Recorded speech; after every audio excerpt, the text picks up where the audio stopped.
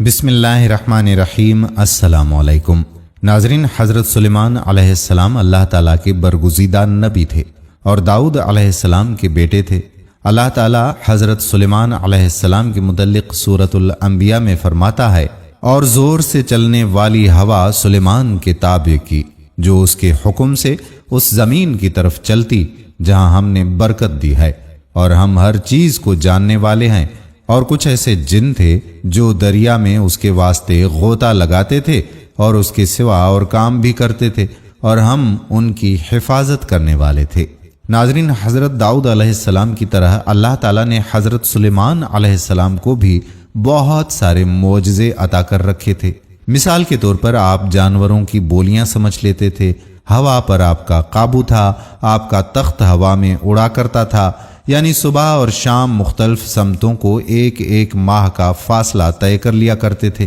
حضرت سلیمان علیہ السلام کی سب سے بڑی خصوصیت یہ تھی کہ آپ کی حکومت صرف انسانوں پر ہی نہ تھی، بلکہ تمام مخلوقات آپ کے تابع تھیں۔ حضرت سلیمان علیہ السلام کو جب بادشاہت عطا کی گئی تو وہ رب کے حضور یہ دعا مانگتے ہوئے اپنی خواہشات کا اظہار کر رہے تھے کہ اے اللہ، مجھے آرزو ہے کہ ایک دن تیری ساری مخلوقات جتنے بھی ذی روح ہیں سب کی ضیافت کروں۔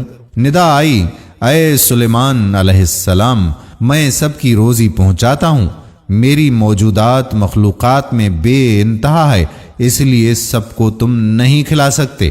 سلیمان علیہ السلام نے عرض کیا، اے میرے رب، تو نے مجھے بہت نعمت دی ہے، تیری عنایت سے ہی سب کچھ ہے، اگر تیرا حکم ہو تو میں سب کا طعام تیار کروں۔ اللہ رب العزت کا حکم ہوا کہ دریا کے کنارے ایک عالی شان مکان بناؤ اور اسے نہایت کشادہ رکھو، تاکہ جس مخلوق کو دعوت دو وہ اس مکان میں بآسانی آ سکے۔ حکم خداوندی کے بعد حضرت سلیمان علیہ السلام نے اس عمارت کی تعمیر شروع کروا دی، جس کو مکمل ہونے میں تقریباً 100 سال اور 8 مہینے لگ گئے۔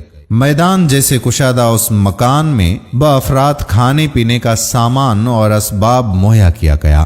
کم و بیش 22,000 گائیں ذبح کی گئیں اور بہت کثیر تعداد میں دیگیں پکائی گئیں۔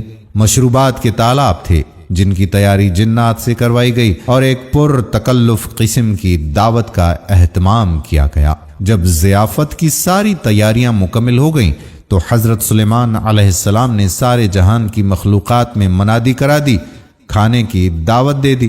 ساری مخلوقات یعنی انسان، جن، چرند، پرند، درندے، ہر طرح کے کیڑے مکوڑے، خشکی، تری اور ہوا میں اڑنے والے اور رینگنے والی بھی تمام مخلوقات کھانے کی دعوت پر آن پہنچی اور اس مکان میں جمع ہو گئیں۔ اب حضرت سلیمان علیہ السلام نے اللہ تعالیٰ کی عظمت اور قدرت کو دیکھنے کے لیے تمام جمع شدہ مخلوقات کا مشاہدہ کرنا چاہا، چنانچہ ہوا کو حکم دیا کہ تخت سلیمان کو اٹھا کر دریا کے اوپر ہوا میں معلق رکھے، تاکہ حضرت سلیمان علیہ السلام ہر متنفس کو اپنی نظر سے دیکھیں اور اللہ کی قدرت کاملہ کا مشاہدہ کر سکیں۔ سبحان اللہ! عین اس وقت جب تخت ہوا میں معلق تھا، ایک مچھلی نے دریا میں سے سر نکالا اور حضرت سلیمان علیہ السلام سے بولی، اے اللہ کے نبی، اللہ عز و جل نے مجھے آپ کی طرف دعوت پر بھیجا ہے،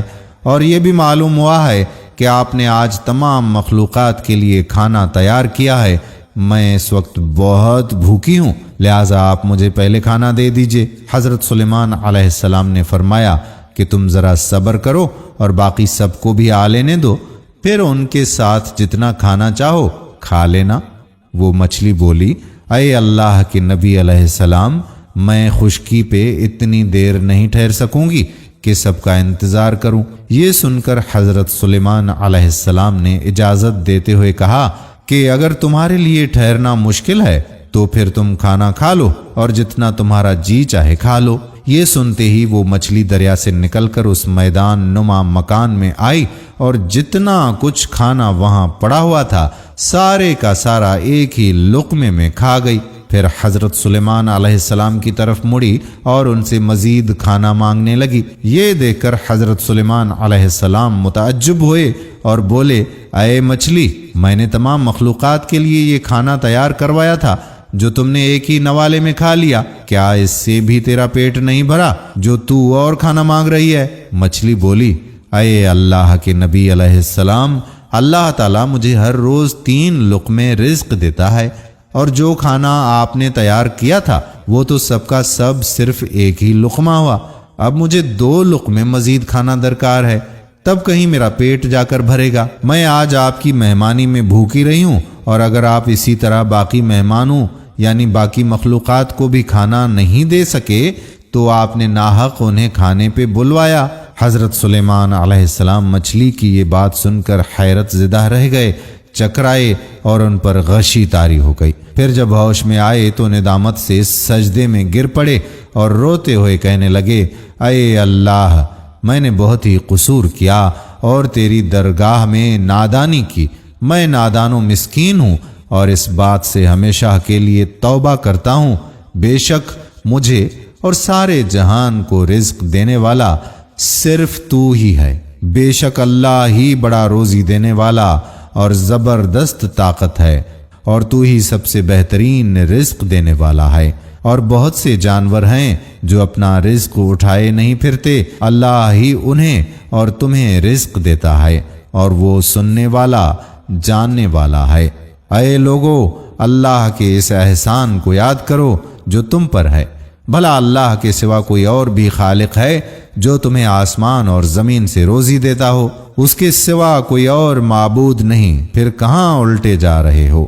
اللہ تعالی ہمیں صراط مستقیم پر چلنے کی توفیق عطا فرمائے، آمین ثم آمین یا رب العالمین۔ دوستو، ویڈیو پسند آئی ہو تو اپنے دوستوں کے ساتھ اسے شیئر ضرور کیجیے گا۔ آنے والی ویڈیو تک آپ کا اپنا قادر بخش کلہوڑو آپ سے اجازت چاہتا ہے۔ اللہ حافظ۔